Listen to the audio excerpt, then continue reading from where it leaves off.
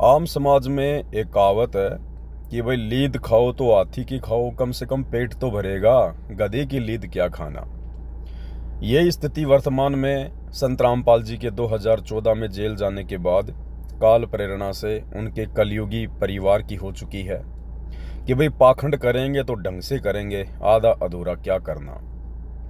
ये दृश्य जो आप जी देख रहे हैं ये सतलोक आश्रम धनाना का है, जहाँ पर दिव्य धर्म यज्ञ दिवस की आड़ में किस प्रकार से पाखंड को अंजाम दिया जा रहा है। ये नकली बैल बना दिया गया, मिट्टी का बैल बना दिया गया, लाखों रुपयों का ये बैल लाया गया होगा और ऊपर से इस बैल के ऊपर ये लड्डू जलेबी बर्फी वगैरह लादे जा रहे हैं। अब ये पाखंड नहीं तो और क्या है? क्या ये दिखावा करना आवश्यक है? क्या संगत का समय बर्बाद नहीं होगा? कितना समय इस व्यक्ति का इस नकली बैल के ऊपर, मिट्टी के बैल के ऊपर ये लड्डू जलेबी बर्फी लादने में हुआ? कितना समय बर्बाद संगत का इसको देखने में होगा?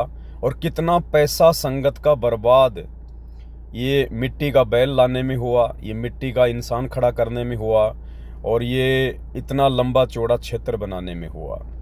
भाई और बहनों, इसी को पाखंड कहते हैं। और ये पाखंड वर्तमान में संत रामपाल जी के जेल जाने के बाद काल प्रेरणा से उनका परिवार प्रचुर मात्रा में कर रहा है। संगत भी बहुत ही नादान है, बहुत ही भोली है।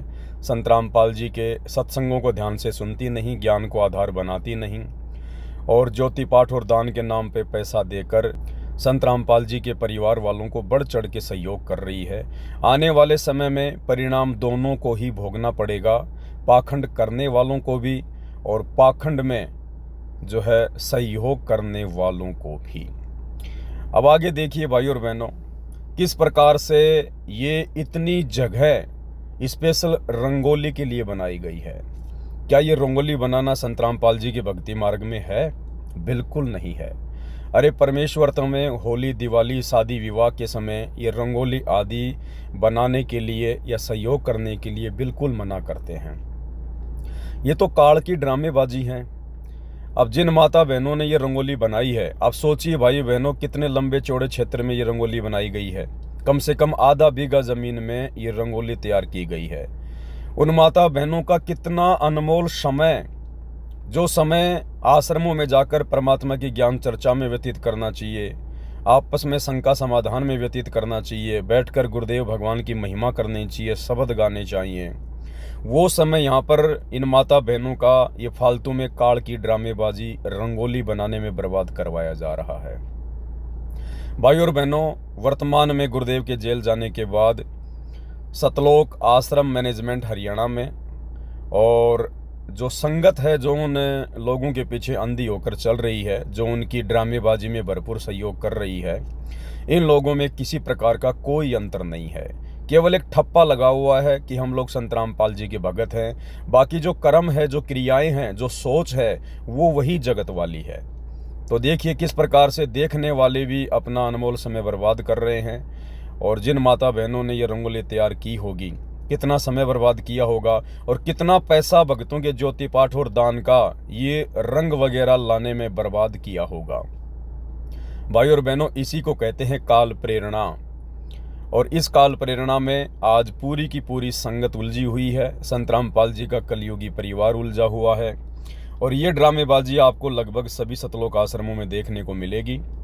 इसी ड्रामेबाजी से तो हमें सतगुरु रामपाल जी सतलोक से चलकर बाहर निकालने के लिए आए हैं और उल्टा इसी ड्रामेबाजी में आज काल ने वापस संगत को जो है बैठा दिया है।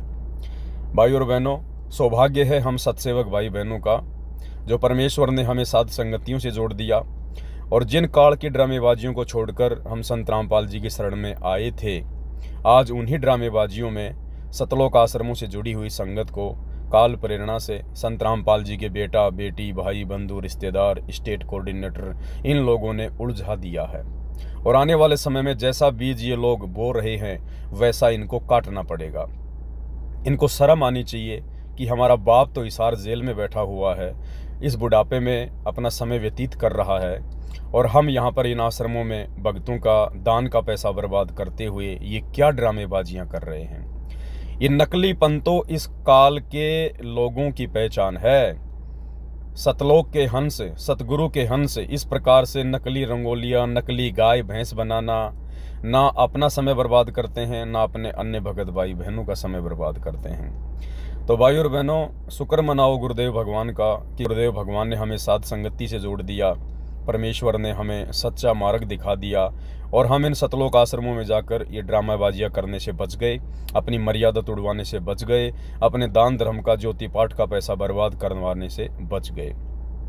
अब देखिए कितने लोग हैं जो यहाँ पर इस नकली गाय को देखकर अपना समय बर्बाद कर रहे हैं। कितना पैसा ये स्टेज बनाने में बर्बाद किया गया, ये मैट लाई गई, कितना पैसा भक्तों का दान का बर्बाद किया गया।